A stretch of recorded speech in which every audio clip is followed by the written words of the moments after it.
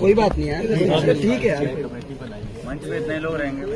700 नगरिया के आसपास जमीन अवैध रूप से बाहर के लोगों के नाम छिड़ गए। ठीक है, और आप इसमें ये कहना है कि आप किसी एडीएम स्तर को या कोई आपके पास अतिरिक्त एसडीएम होगा तो इस पे उसके साथ कर दीजिए, मजिस्ट्रेट जांच कर दीजिए इसकी, ताकि जो है प्रॉपर आपके उसमें आ जाए। तो नहीं तो जांच आती है रद्दी के कोडे चली जाती है।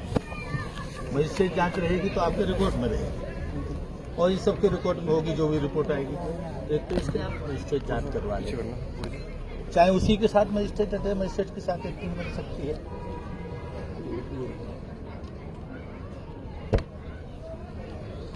दूसरा, आपको जानकारी है मुख्यमंत्री जी बड़े संवेदनशील हैं, तो पूरे उत्तराखंड में जो हमारा वन क्षेत्र है उसको अवैध रूप से कब्जा करने का काम चल रहा है और बड़ी मात्रा में चल रहा है। और उसका तरीका उन्होंने एक बड़ा आसानी से अपनाया है, किसी एक को दफना दिया और वो कब्जा हो गया। फिर वो कहते हैं हमारा वो बन गया सब, ठीक है ना, कब्रिस्तान बन गया।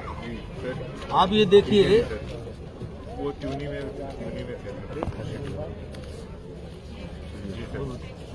ये नीचे वाले, अच्छा से नीचे वाले।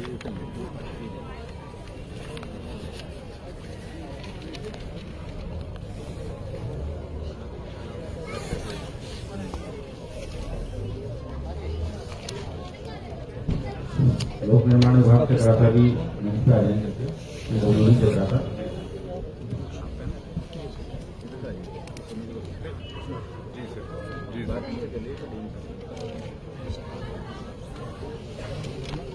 गाड़ दिया और वो कब्रिस्तान हो गया। आप ये बड़ी आश्चर्य की बात है, यहाँ शिवदांग में 40 बीघा फॉरेस्ट की जमीन रिजर्व है और उस पर उन्होंने कब्रिस्तान के रूप में कब्जा कर लिया है। तो यहीं पास में ये चांदनी रोड है, यहाँ पर, ठीक है, यहाँ पर जमीन पर उन्होंने कब्रिस्तान बना के 30-40 बीघा जमीन वहाँ भी कब्जा कर लिया। ऐसे ही पुरानी कालसी है, हाँ ऐसे कई जगह हैं, एक नहीं। आप देखिए कितना महत्वपूर्ण है शिवधाम, तो यहाँ हनोल का ये देवता है, उनके वहां पर जाकर कब्जा किया है। और वो करते क्या है, चक्रौता से ले आए, कहीं हिमाचल से ले आए, तो ये बड़ा महत्वपूर्ण है। और ये रिजर्व फॉरेस्ट की जमीन, रिजर्व फॉरेस्ट की सारी जमीन है कई जगह। कुछ जगह है सर जो ट्रेडिशनली होता है, तो अभी तक मतलब वो कहीं जो सेंसिटिव इशू है तो उसमें सर एमिकेबली एक बात देखना पड़ेगा कि वे आउट कैसे। नहीं, पहले ये काम तो हो सकता है कि दो काम हो सकते हैं। एक काम तो ये हो सकता है कि नया वहाँ पर दाबने का काम ना हो।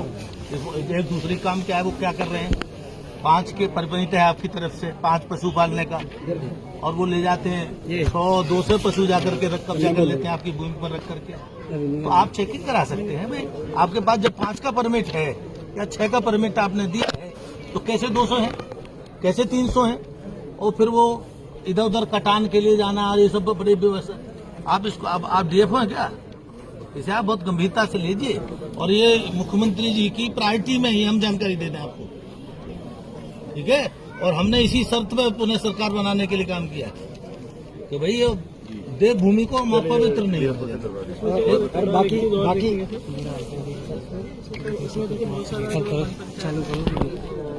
कमेटी तो उसमें ये सब ज्यादा है।